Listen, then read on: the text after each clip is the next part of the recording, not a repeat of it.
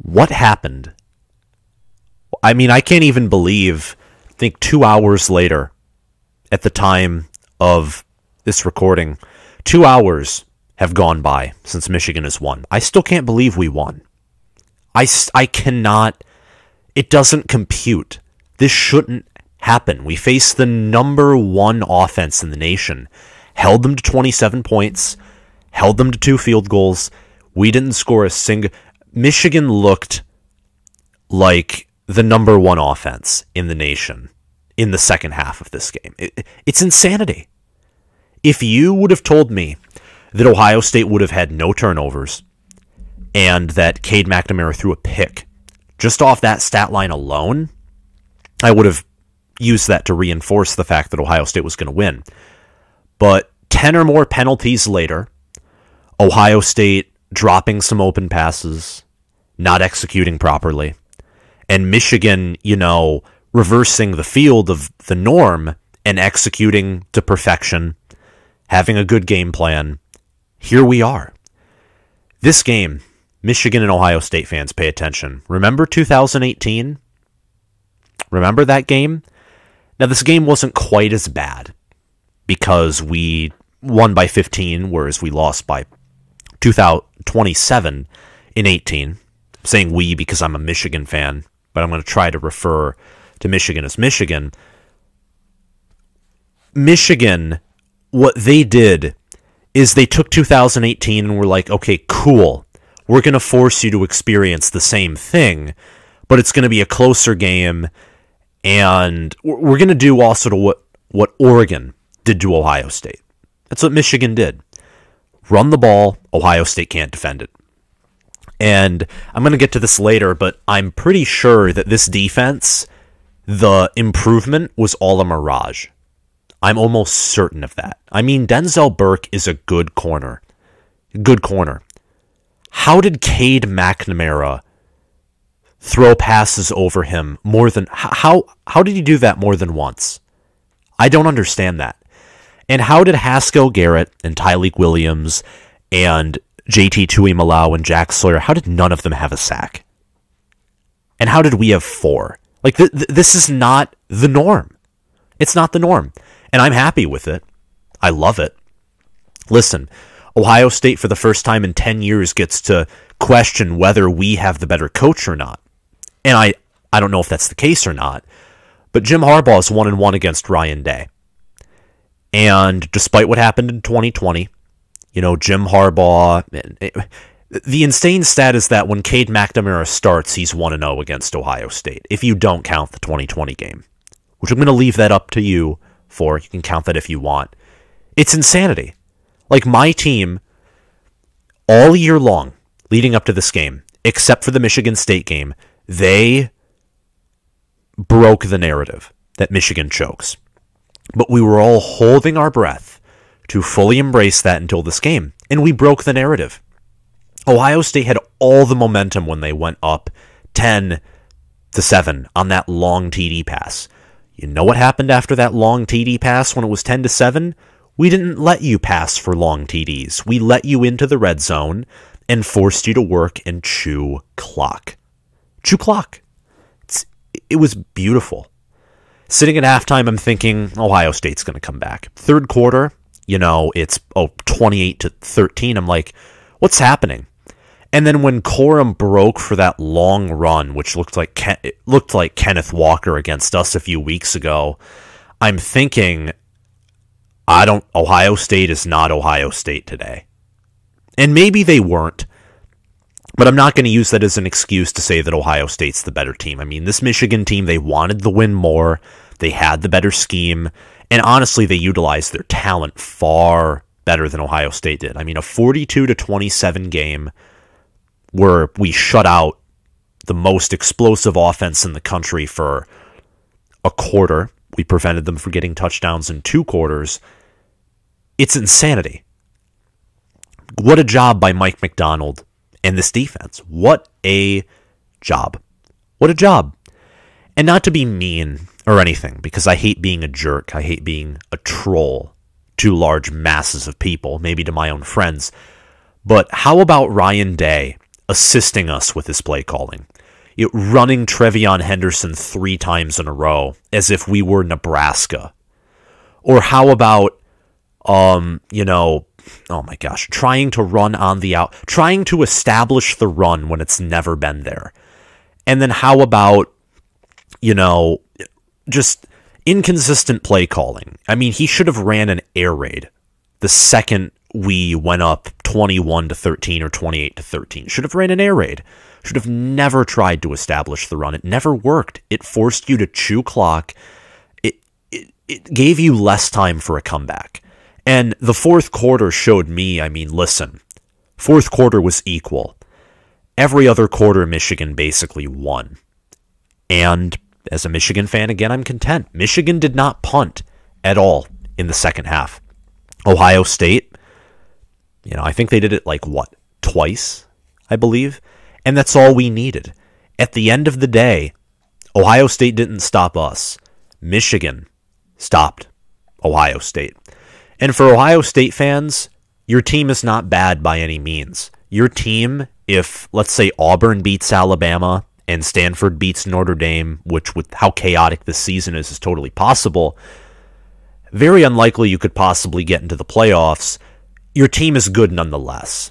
You'll probably get the Rose Bowl berth over State, and may God himself help anyone who has to face you in a bowl game. Because I believe that either you will do what Michigan does under Jim Harbaugh and you will lose, or you will blow them out of the water. Because this offense is explosive. We're going to check out my Michigan takeaways. But before I get to that, your offense, this is not on your offensive players. Henderson, his offensive line couldn't protect him. The O-line's probably the only group of players you can blame. Henderson did a good job when he could. Stroud and the wide receivers did a good job when they could. This team's young, and we'll get to this later. This is a takeaway for OSU, but your team, I'm scared of them next year, and we just beat you. I'm still scared of them next year. But back to Michigan. Listen, Michigan fans. You and I cheer for the team that might have the best O-line in the country.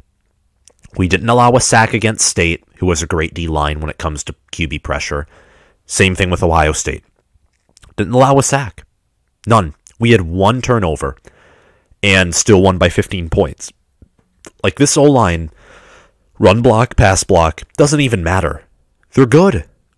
They are good. They've improved so much since the season has began. And they began the season in a good way.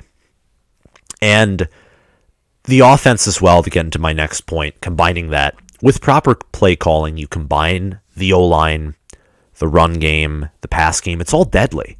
And JJ, let me sneak this in there. JJ messed with their scheme. And he played a good game. He only had 1 pass. He appeared mainly to hand the ball off, but you could tell that Ohio State's defense was acting completely different with him on the field, and it skewed him. They didn't know what they were doing when he was on the field. They just didn't. And, the first 3 really tie into each other, but the balanced and consistent offense is key. We scored 28 points in a half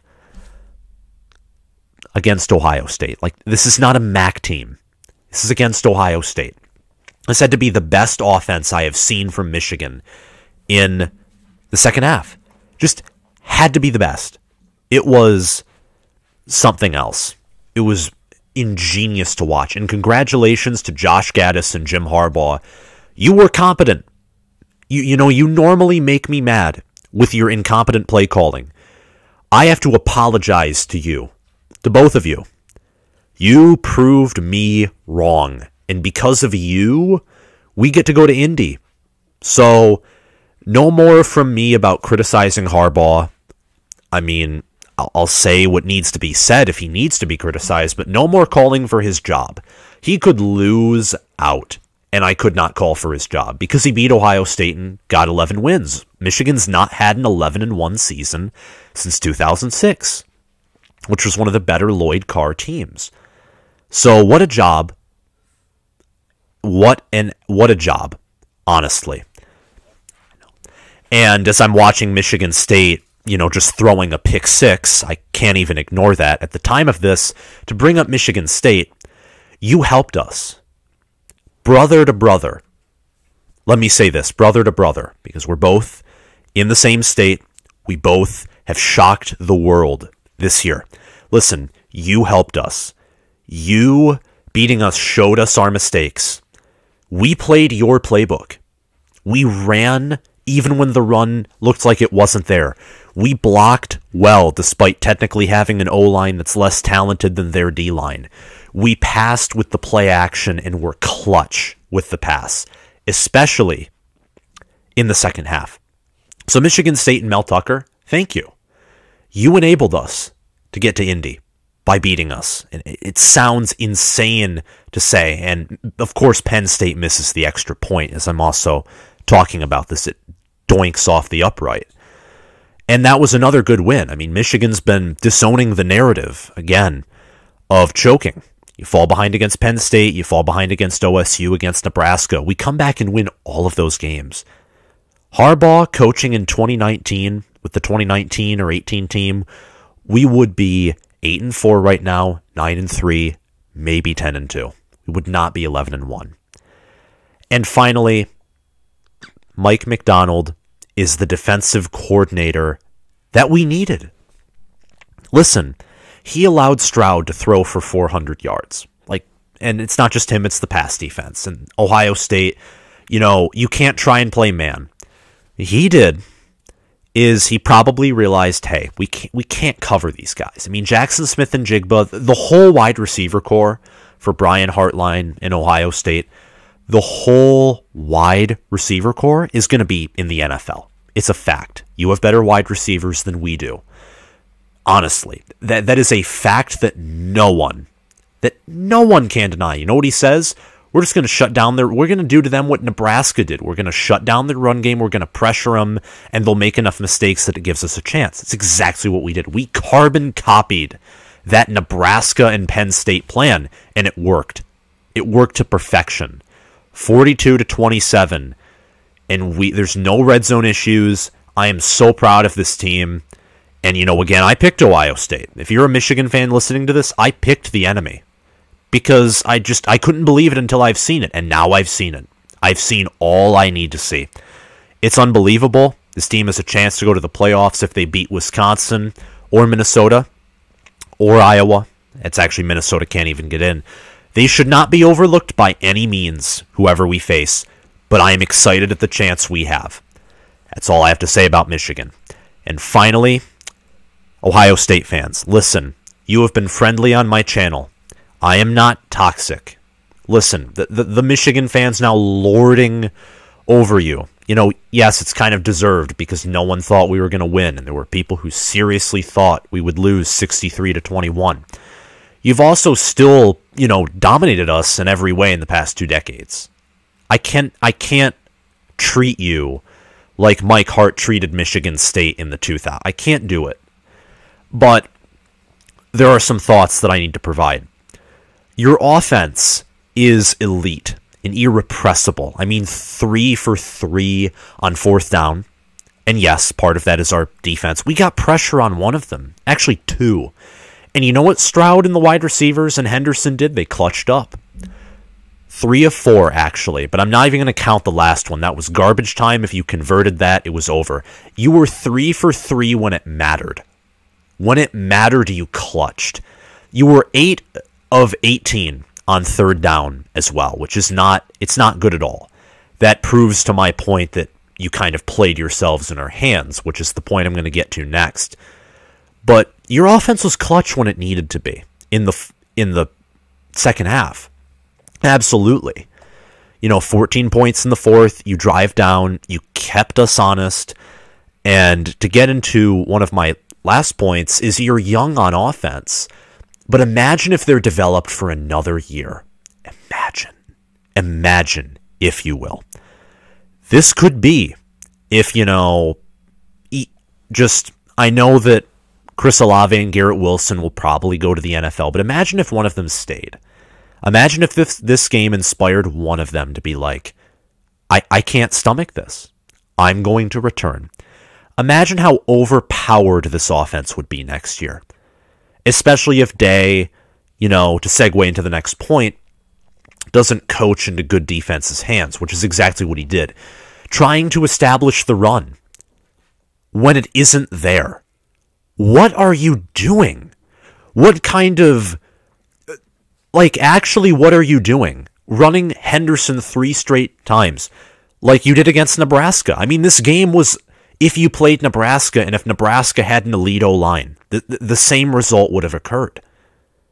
Actually, and if Nebraska had mental toughness and competency on its staff. But that's what this game was. Honestly. Running it 3 straight times. It's second or first and long because of a penalty, and you try an outside run with Mayan Williams, who isn't even the fastest guy. I mean, if I do an outside run, it's probably with Henderson unless he's banged up. He's tackled for a 4-yard loss. And on some third downs and other stuff, it's just, it was interesting. I mean, you had us caught so many times on defense with us trying to sub, and yet your coaching staff still found a way to play into our hands. That's just my thoughts, though. And I don't think Ryan Day's a bad head coach. That's stupid. He's 10-2. Ohio State's had 10-2 seasons under Urban with far worse losses. Think of Purdue with an 11-1 season, and think of Iowa in 2017 along with a home loss to Oklahoma. Honestly, you just played probably Harbaugh's best or second best Michigan team, and you played him on the home field. And it's a rivalry, and Harbaugh finally took rivalry seriously. He coached like he was coaching for his job. He outcoached Ryan Day. It's just that simple. Just that simple. 10 penalties for 66 yards, 2.1 yards per rush, 8 yards per pass. All those stats are worse than Michigan's. And a lot of that can relate back to coaching. So those are the first 2. Ohio State, this is painful. And this sucks. Because this, I mean, seriously, this is like, it wasn't a Don Brown performance by any means at all. It wasn't. I mean, Don Brown is like 56. It was close, but it wasn't that bad. This is the same defense that lost to Oregon. It's now proof positive that Ohio State for the past 2 years has struggled on defense. They've gotten away with it. This is the first game where they couldn't have gotten away from it. 2018, 2020, 2021. Only 1 year in the past 4 years of OSU football have you had a good defense. The other 3, catastrophic. And this one was the first time that, it bit you in the butt, for lack of a better term that I don't and really can't say. Ohio State is young. We've kind of already discussed this. Listen, this offense is deadly with proper coaching. Ryan Day has shown moments where he isn't stubborn and he calls perfect plays, and you can't stop it. You actually cannot stop this offense. They either score a field goal or a touchdown. And it's insanity. It's crazy. And I love Ohio State's offense because it's modern, it's talented. It's what I want Michigan's offense to at some point look like, even with this win. It would be a good thing for Michigan to do to get a quarterback who can throw for 300 yards against a decent secondary or good secondary and 2 touchdowns. It'd be an amazing thing. But nonetheless, they still have to grow. They have to get more disciplined. They can't overlook anyone. They have to have proper coaching. But they are so talented. This is the most talented offense of this year. Easily. This wide receiver core, only 2019 Bama might, be more talented because, you got Henry Ruggs, Jerry Jeudy, Devonta Smith. And finally, the O-line struggles in critical moments. 2nd and 4. I mean, maybe at that point you can try to establish the run. The guy guarding Hutchinson just steps back as everyone's lined up. Nope. I'm going to cost you 5 yards. Or, Hutchinson getting 1 holding call. It's the same dude who had most of the false starts. It's like, literally, we sacked you 4 times, but those penalties, They didn't do a lot because often then you would convert, but they slowed you down. They kept the clock churning. It was bad is what it was. It was the offensive line. It's like, what? Michigan isn't as loud as Penn State. It's not even designed to trap noise. I was shocked at how many false starts there were. But four sacks later against an offensive line who I still think is good, great, maybe even elite, and they just had a bad day, I can see why you'd be scared of Hutchinson and Ojabo. That's really all I have to say. Listen, I'm glad the rivalry's back. If you're an OSU fan, I understand your pain. I understand it. You're going to get the Rose Bowl. I don't care if Michigan State wins or loses. You look better than State. You blew out State. You're getting at least to the Rose Bowl. You'll probably beat whatever generic Pac-12 team you face. Oregon, I don't think is going to beat you, and if they do, if you lose your bowl game, I think that's a pretty poor reflection on your coaching staff, and I don't think your coaching staff is that bad. Did they get outcoached? Yes, but even Gus Malzahn outcoached Nick Saban. I'm not going to jump the ship and say Michigan, Jim Harbaugh all time is going to be better than Ryan Day. It's too early to tell, but I hope this is a rebirth of the 10-year war where we are competitive and where this game, it means so much to me that this game was for the East. That's what meant so much to me. So, Michigan, Jim Harbaugh, Josh Gaddis. No, you're not going to listen, but thank you for doing the right thing, making the right calls. Thank you for being a good head coach. Thank you. And everyone who's subscribed, thank you. Today's the last day of the regular season. It's been an awesome ride with you guys. Doing a giveaway at 3,000 subs. Just like and subscribe. That's all I have to say for today. If you like the video, again, hit that like button. Share this video around. Hit that sub button. Click that notification bell. Do all that you can do. This game was amazing to watch. Thank you all for watching, and I'll see you guys around. Later.